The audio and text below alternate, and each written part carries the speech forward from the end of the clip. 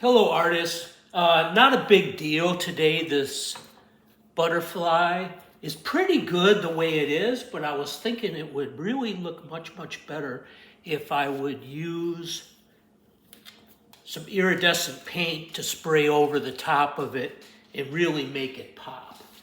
So lately I've been trying to use my very, very cheapest brushes, the horrible brushes that I bought for 5 cents a piece from Walgreens, and try to use them so that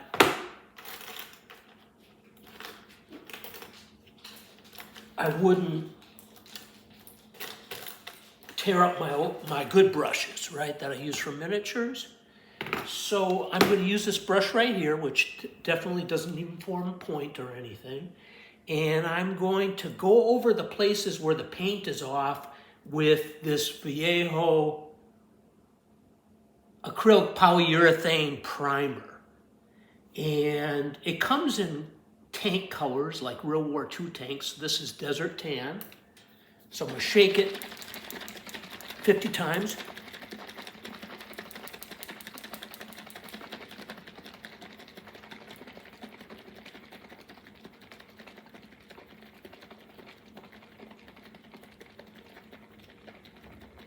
$40.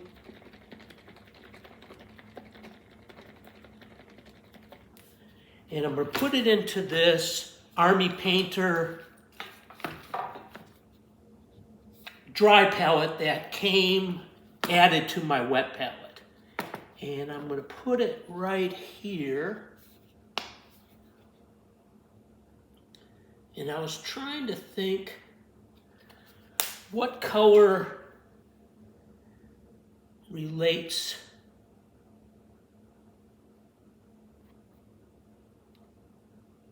orange and green, and I came up with yellow.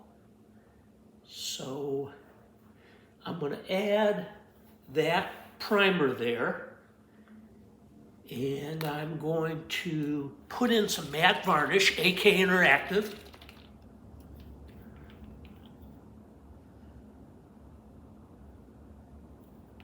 And the reason I'm doing that is it looks pretty flat. So even though primer itself is flat anyways, I want to make it look pretty flat. Now when I look at it inside, it might be more satin, so maybe I'm making a mistake. And I'm just going to apply it to the places where the metal is showing. And it seems to be sticking pretty well. And this is an experiment I haven't really tried before. And once I have these places that the paint has come off, and I'm actually liking the color. I think it ties the orange and the green together pretty well.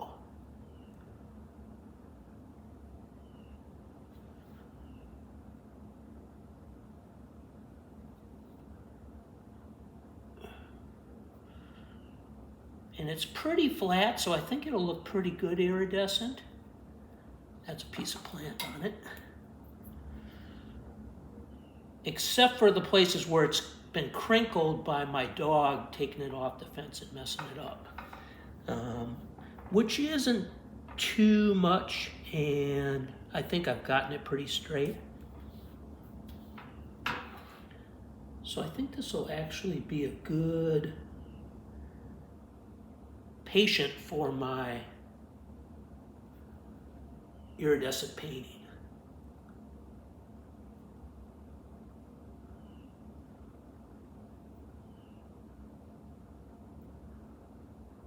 And I heard that after a lot of research, there wasn't really a lot out there that acrylic polyurethane primer works on metal. It actually is working really well. It's kind of hard to find that information. And I was scared to try this because I've always used oil-based paint like Rust-Oleum. Now it's not treating the rust, but I don't feel like this thing is that rusty. So if I had to do it, I feel like this is probably the best patient for my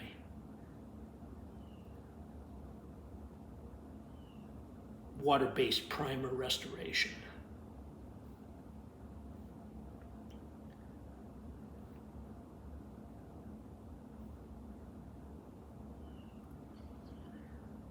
One suggestion I would give to Army Painter is to have these little things come out so you can pour them back into the container.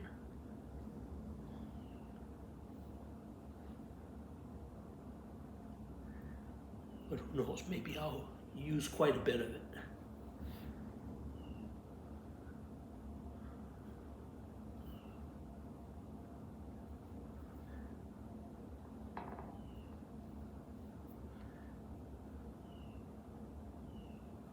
And I won't bother to try to highlight it or anything like that, because after the iridescent paint, I feel like that experiment kind of went south.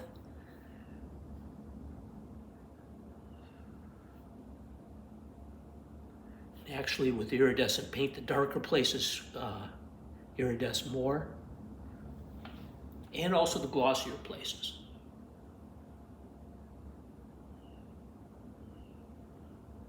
What I'm trying to do is just get an even amount of iridescence over this thing. And I was tempted to just spray it without touching it up, but I don't think touching it up will hurt. Like up here especially, there's really not much paint.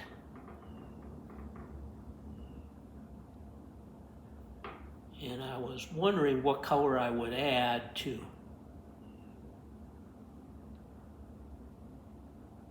not mess up my theme of green and orange, which I was actually very unhappy with after I did it. But I think the iridescent paint will make me much, much more happy with this. Man, look at how this flows.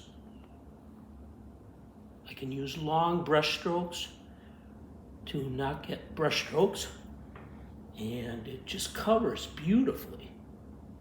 Now it's lightening over time, so I'll probably need a second coat. Man, this Vallejo paint is really doing a number on these places where it's not painted, where the paint has come off probably from the Texas sun, more or less.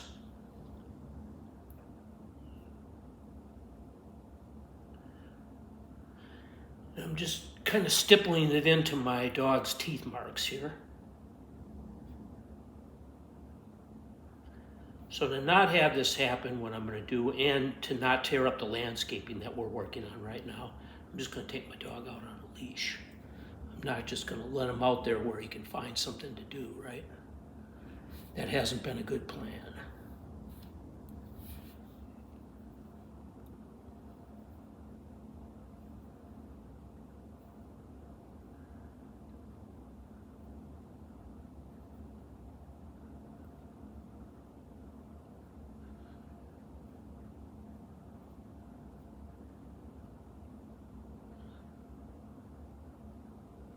Normally I would feel obligated to put some yellow over here to kind of balance it out, but I'm not really doing that. I'm just going to allow it to be asymmetric. And I'm going to try to be happy with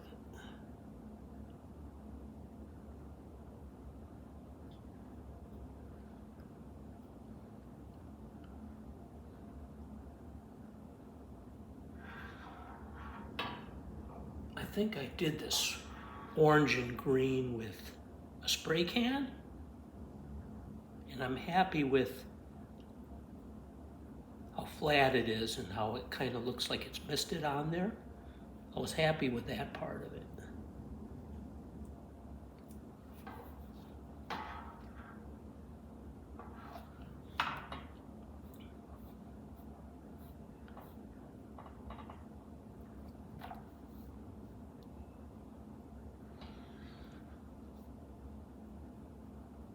And I'm not going to bother with the back because I'm not sure how much this water-based primer is actually protecting it from rust anyways. So normally I would feel real obligated to try to protect the back as well. But I'm not going to worry about it.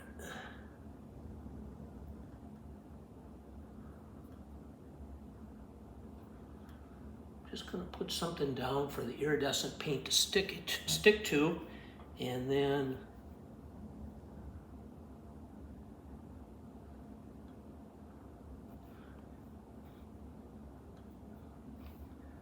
see how it turns out. So that's pretty much it. That's what I'm going with today. Mixture of Vallejo Surface Primer, Desert Tan, and AK Interactive Ultra Matte Varnish. There was some water in the well with some green paint. The green paint was diluted enough it didn't really seem to change the color. And I noticed there was some green in here anyways before I shook it, so I felt less like it would cause me any trouble. All right, I will make another video with the iridescent paint on this butterfly, but I can't tell you what the title of it is because I need to do a search in YouTube to find out what other videos I have entitled Butterfly, so that it's got a unique name. And if there are none, then I'll call this Butterfly and that one Butterfly 2, but we'll see. I probably made a video of it when I first painted this, so